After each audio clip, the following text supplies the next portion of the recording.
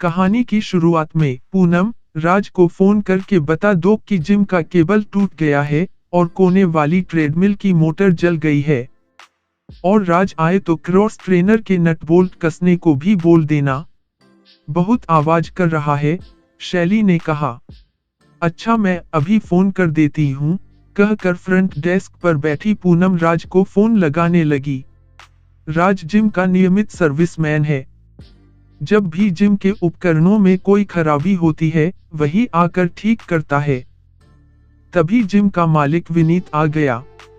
विनीत को देखकर शैली के चेहरे पर चमक आ गई। वह विनीत के केबिन में जाकर उससे बातें करने लगी। विनीत के शहर में 4 जिम थे। शैली फिजियोथेरेपिस्ट थी और ट्रेनर भी। वह विनीत को उस दिन के काम का ब्यौरा देने लगी और नए एडमिशन के बारे में बताने लगी। विनीत प्रसन्न हो गया, क्योंकि शैली ने पिछले हफ्ते में 8 नए एडमिशन करवाए थे। थोड़ी देर बातें करने के बाद विनीत शैली को साथ लेकर अपने दूसरे जिम की ओर चला गया। दूसरे जिम में सब जगह चक्कर लगाने के बाद विनीत और शैली केबिन में जाकर बैठ गए। विनीत घर से नाश्ता लेकर आया था। दोनों बैठकर नाश्ता करने लगे। 1 घंटा बाद विनीत तीसरे जिम में चला गया। शैली वहीं रह गई और लोगों को एक्सरसाइज करने की ट्रेनिंग देने लगी। जिम बंद होने के बाद शैली घर चली गई। वह एक छोटे से बेडरूम वाले फ्लैट में किराए पर रहती थी। शैली कपड़े बदल कर सो गई, क्योंकि जिम जाने के लिए वह सुबह 4:30 बजे उठती थी। शाम को वह फिर जिम में चली जाती थी। शैली सागर की रहने वाली है। उसके पिता एक स्कूल में अध्यापक हैं। शैली 4 भाई बहनों में तीसरे नंबर पर है। उससे बड़ी 2 बहनें और एक छोटा भाई है। चारों बच्चों के पालन पोषण और पढ़ाई लिखाई का खर्च उसके पिता जैसे तैसे चला रहे थे। वे शाम को ट्यूशन भी पढ़ाते। दरअसल 2 बड़ी बहनों का विवाह करने में वे गले तक कर्ज में डूब गए थे।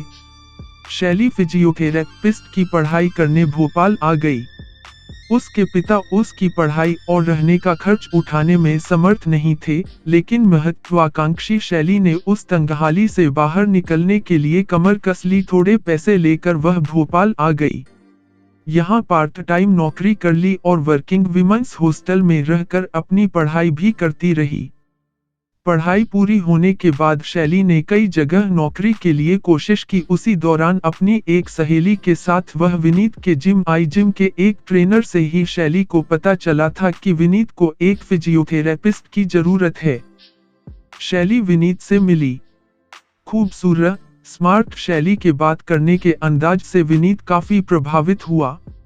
उसने शैली को अपने जिम में बतौर फिजियोथेरेपिस्ट नियुक्त कर लिया। चतुर और महत्वाकांक्षी शैली ने बहुत जल्द ही विनीत की नजरों में अपनी साख बना ली। साल भर में ही वह विनीत के चारों जिम के कई महत्वपूर्ण काम संभालने लगी। उसने अपने लिए एक स्कूटी खरीद ली और विनीत अपने बहुत कुछ काम शैली को सौंप कर निश्चिंत था। कुशाग्र बुद्धि शैली बहुत जल्द मशीनों के बारे में और ट्रेनिंग के बारे में भी सीख गई। जिम पर ही नहीं, उसने विनीत के दिल पर भी कब्जा कर लिया। पहले साथ में गाड़ी में घूमना, बाहर खाना खाना, फिर एक के बाद एक सीमाएं टूटती गई और जिस दिन शैली ने हॉस्टल छोड़कर फ्लैट में शिफ्ट किया, उस दिन के बाद से तो दोनों के बीच की सारी वर्जनाएं समाप्त हो गईं। यह फ्लैट भी बहुत कम किराए पर विनीत ने ही उसे दिलवाया था। यहाँ दोपहर में और रात में भी विनीत का आना जाना प्रारंभ हो गया। लेकिन जिम की एनुअल पार्टी में शैली को यह जानकर गहरा धक्का लगा कि विनीत न सिर्फ शादीशुदा है, वरन जल्द ही बाप भी बनने वाला है। शैली उस दिन खूब रोई। 4 दिन तक वह जिम भी नहीं गई।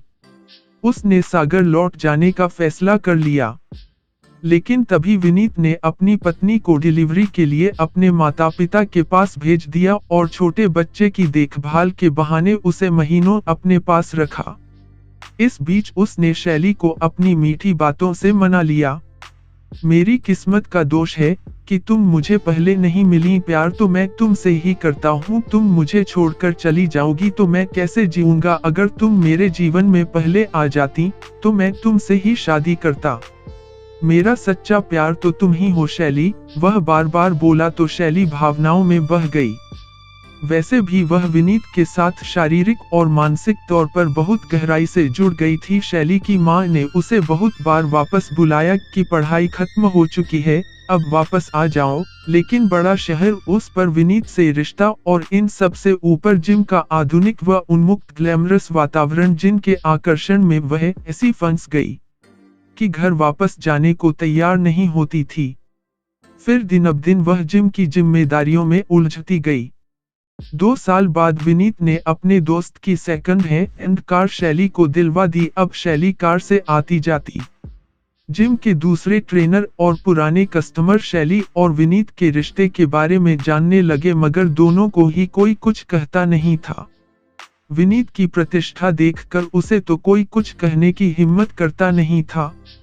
लेकिन ट्रेनर लोग आपस में बातें करते समय शैली को विनीत की यानी रखैल कहते थे। पूनम, जो जिम में शैली की अच्छी सहेली थी, उसने ही यह बात उसे बताई थी। सुनकर शैली को बहुत बुरा लगा, मगर करती भी क्या, बात कोई गलत तो थी नहीं, इसलिए खून का घूंट पी कर रह गई। एक दिन शैली की मां का फोन आया, बेटा बहुत अच्छा रिश्ता आया है, लड़का दिखने में भी बहुत अच्छा है और घर परिवार रुपया पैसा सब अच्छा है, बस अब तू यहाँ आ जा। दूसरे दिन दोपहर में शैली जिम से घर आई और नहाने गई।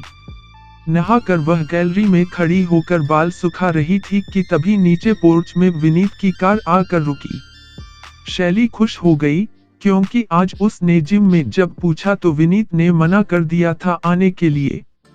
विनीत के बेल बजाने से पहले ही शैली ने दरवाजा खोल दिया। क्या बात है डार्लिंग, आज तो नहा धो कर फ्रेश होकर हमारे स्वागत के लिए खड़ी हो। विनीत ने दरवाजा खुलते ही शैली की कमर में अपनी बांह का घेरा डालते हुए कहा, चलो हटो, तुम तो आज आने वाले नहीं थे न। शैली ने बड़ी अदा से कहा, अरे जाने मन, हमने सोचा कि चलो आपको सरप्राइज दें, हम आपके लिए एक तोहफा लाए हैं। कहकर विनीत ने नीचे जाकर 2 आदमियों की सहायता से एक टीवी ऊपर लाकर ड्राइंग रूम में रखवा दिया। उन आदमियों के जाने के बाद विनीत ने शैली को बाहों में लेते हुए कहा, कल मैं इसका कनेक्शन करवा दूंगा, देखा मैं तुम्हारा कितना ख्याल रखता हूँ, अब तुम भी मेरा थोड़ा ख्याल रखो। और विनीत शैली को बेडरूम में ले गया। एक दिन जिम में 2 लड़के आए।